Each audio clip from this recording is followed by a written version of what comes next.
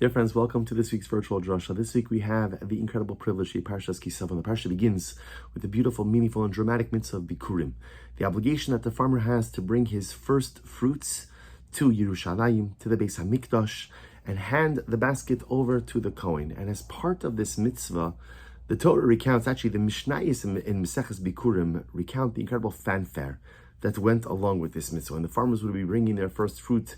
The Mishnah writes that the shopkeepers in Yerushalayim would close up their stores. They would line the streets to greet the farmers as they came. And of course, again, when the farmer reached the Beis HaMikdash and he stood in front of the Kohen, there was an entire recitation, what we call Mikra Bikurim. And this Mikra Bikurim, this recitation began in Perek Chav Vav Pasuk Gimel, chapter 26, verse 3. You have to go to the Kohen, who is in charge, in control of those days. V'amarta, love this, what you should say to him. V'amarta elav, higarati hayom la'Hashem elokecha.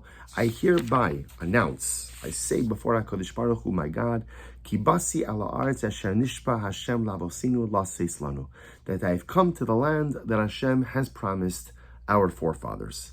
The farmer then launches in to essentially a synopsis of Jewish history, right? The Kohen takes the basket, he waves it, and then the farmer goes ahead and continues, and he says, Arami Ovedavi, and he begins where Rashi points out from Lavan. Lavan tried to destroy Yaakov. Yaakov survived. We went down to Egypt. The Egyptians tried to destroy us. And again, describing trials and tribulations, we called out to HaKadosh Baruch Hu. HaKadosh Baruch Hu took us out of Egypt. And then again, kind of consolidating a little bit, HaKadosh Baruch Hu finally brought us to Eretz Yisrael. HaKadosh Baruch Hu has given us this land which flows with milk and honey. And then the Mikra, the recitation, ends with the following phrase, V'ata. So this is Perek Chav Vav Pasuk here, chapter 26, verse 10. V'ata, and now, I have brought the first fruits from the earth that Hashem has given me. You place it down before Hashem, and you prostrate and you bow before HaKadosh Baruch Hu. Beautiful. Incredible. In general, the profundity of Bikurim is that if we could imagine the level of emunah, the level of belief and trust that one has to have in HaKadosh Baruch Hu. Farming is not an easy profession. Farming is so much uncertainty, and we would imagine so much anxiety. And finally, you literally realize the fruits of your labors. You finally have earned the opportunity to enjoy, and yet you take those first fruits and you bring it to HaKadosh Baruch Hu, demonstrative of the fact of the recognition that everything comes from Hashem is incredible and dramatic. But I want to point something out which I think is interesting, that before the farmer begins his recitation, or I should say at the beginning of the recitation, the pasuk says as follows. The first part of the recitation is, Higarati hayom la'Hashem elokecha ki basi ala aretz asher nishpa Hashem lavosenu laseis lanu. I hereby stand before you, Kohen, right? And I'm making this declaration that I have come to the land that Hashem has promised to our forefathers. If you look at the end of the recitation, it switches into the singular, right? The farmer makes his whole representation of Jewish history, and then he says, V'ata, this is in Pasuk Yod, chapter verse 10, V'ata hinehevesi es reishis pri adama, I brought the first fruits from the land asher nasata li. I brought the first fruits from the land that have been given to me. So it's interesting that there's this switch. In the beginning of the recitation, it's about the land that Hashem gave us. And by the end of the recitation, it's about the land that Hashem gave me. Why this switch? Now, of course, there's a simple answer. The simple answer is that at the end of the recitation, the farmer is referring to his little piece of land. In the beginning of the recitation, he's really referencing the dynamic of the Jewish experience, the dynamic of our national experience. HaKadosh Baruch Hu took us from there, from Mitzrayim, and brought us here to the land that He has given us, the collective experience. By the end of the recitation, the farmer is kind of shifting to the personal experience. I've now brought the fruit from my land, right? I cultivated this land. I grew these fruits, and I'm bringing the fruit from my land. But perhaps there's something additional that is happening over here. Mikra Bikurim. And I think this also helps us to understand why Mikra Bikurim, why the entire Bikurim process was such a public one. There was so much fanfare around the Bikurim. Like I said, the shops would close. The residents of Jerusalem would come out and greet the farmers as they came. The animals were adorned. The baskets were adorned. All these things, such a big deal made out of Bikurim. And perhaps what's unfolding over here is something much more dramatic than simply bringing first fruit, which is not simple at all, which is a dramatic display of faith. But maybe there's something additional that is occurring here as well. See, in the beginning of Mikra Bikurim, essentially what the farmer does is he lays the groundwork. The good news is we were there, and now HaKadosh Baruch Hu brought us here. But let me tell you how we got here. And essentially, the farmer goes on to describe the entirety of Jewish history. And Jewish history, as much as it has many twists and turns, at the end of the day, the story is actually quite a simple one. We were tranquil.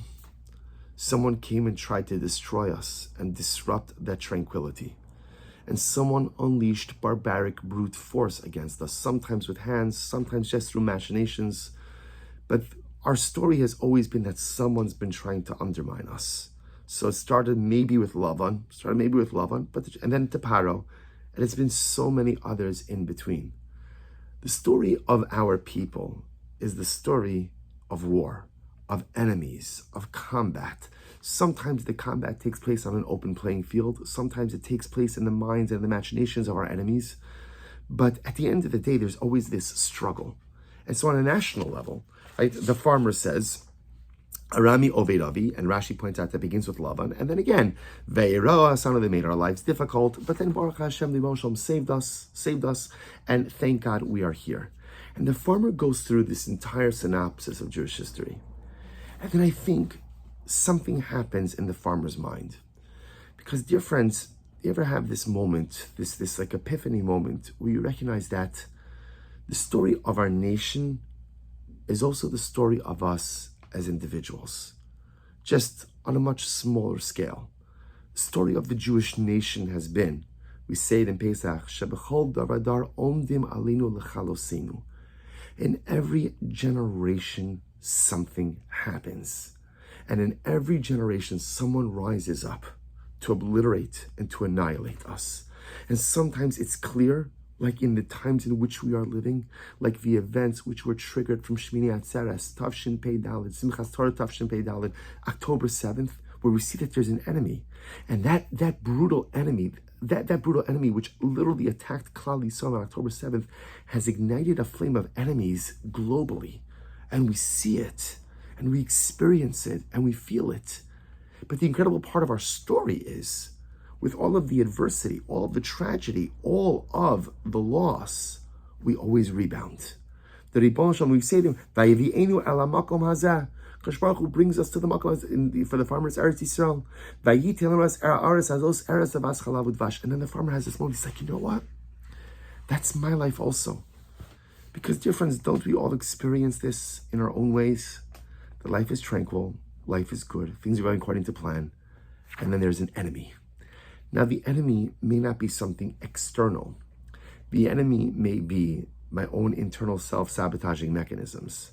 The enemy may be life circumstances which are foisted upon me, not of my choosing. The realities that I never thought I'd have to contend with, but now I do. So what do? Right? Like the story of my people becomes my story as well. My nation, my beautiful nation, my beautiful Am Yisrael has been struggling for thousands of years. Literally, Shebechol dar vadar omdim alinu lechalosenu, ve'HaKadosh Baruch Hu matzinu miyadam, Hashem saves us, vayivi'enu ela makom hazeh. And I think the farmer says like this, V'ata. The farmer, after he goes through this entire synopsis of Jewish history, the farmer says, you know what?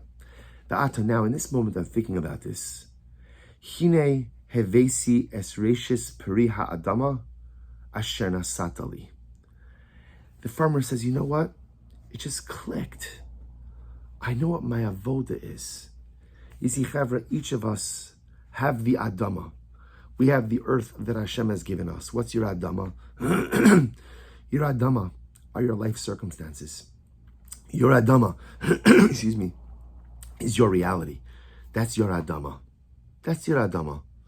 Adama represents your set of life circumstances. And what's your avoda with your Adama? Hevesi es reishis peri ha'adama. What can I produce from the Adama's circumstances that I have been given? What can I produce from the reality that my life is governed by? What can I do with the set of circumstances which have often been foisted upon me. I think that the farmer is inspired by the story of our people and wants to adapt that narrative of his own. The story of our people as we faced adversity, and yet what do we say? And what do we say? Vayevi'enu ela makom hazeh. HaKadosh Baruch Hu, you took us from Adama that was difficult and challenging, and you brought us ela makom hazeh. And for the farmer, for the national perspective, that Adama hazeh means good, bracha, maybe periods of tranquility. And now the farmer says, okay, I got to apply those same ingredients of success that worked for our people, and to now go ahead and bring them into my personal life. In my personal life, viata means now. I've just gone through the entire synopsis of Jewish history, and I realize, here's what I'm willing to do. I have my Adama, I have my set of circumstances, and I have a choice. Maybe the Adama that I have is not the Adama that I want. Maybe the Adama that I have is not the Adama I ever dreamed would be my life, but this is the Adama I got. These are the set of circumstances I have. So what's my obligation? Viata, now I pledge myself, Hine hevesi es reishis peri hadama. I'm going to bring fruit from my Adama. I'm going to bring fruit from my circumstances. That's my avoda. The story of my people is the ability to produce fruit from whatever Adama we find ourselves in. The story of our people is the ability to produce something beautiful, something spiritually melodious, something spiritually luminescent, even from the most difficult of circumstances. And because of that, the farmer is able to say, right, you know what? When you read Mikra Bikurim, it's all about what Kadosh Baruch Hu did for us. But it's very important to remember that with everything Kadosh Baruch Hu did for us, there's also what we do for ourselves. And how did Klal Yisrael make it through? How did they get from Mitzrayim, from Lavan, to Ve'yevi'enu ala makom hazeh, to bring it to Eretz Yisrael, to give us under the Eretz of Chalav Udvash? Someone had to walk into the Yam Suf. Someone had to pick up the sword against Amalek. Someone had to wage the battles against Sichon and Og. So yes, of course, HaKadosh Baruch Hu does everything for us, but there's also what we do for ourselves. And the farmer, inspired by his own recitation, says, you know what? I'm going to take these ingredients that are the keys to success of our national existence. I'm going to apply it to my personal life. I'm going to take the Adama that HaKadosh Baruch Hu has given me, the set of circumstances that HaKadosh Baruch Hu has given me, and I'm going to allow my Adama to become fertile and produce fruit. The fruit of accomplishment, the fruit of holiness. Because no matter what the Adama that HaKadosh Baruch Hu, that life has given you, you have fertile soil, and you can produce something beautiful from it. It's a lesson we speak about often, but a lesson that is no less important. At the end of the day, you might not choose the Adama you get, but you get to choose whether or not it remains barren and fallow, or whether you're willing to produce something beautiful and magnificent from it. That's our avoda. That's the secret of success for our people as a nation, and it's the secret of success for us as individuals. Klal Yisrael always takes the Adama we're given and produces beautiful peros. And Yidden Jews take the Adama we are given and produce beautiful peros as well. In this month of Elul, in these last few days of Tafshin Peidal 5784, a year that has been filled with, on one hand, so much bracha and so much beauty and so much goodness, but at the same time, so much loss and so much heartbreak and so much sadness. This is the earth. This is the Adama we've been given. And we Hashem to use the remaining days of this precious month to create beautiful and holy peros. Wishing everyone a good Erev Shabbos and a beautiful Shabbos Kodesh.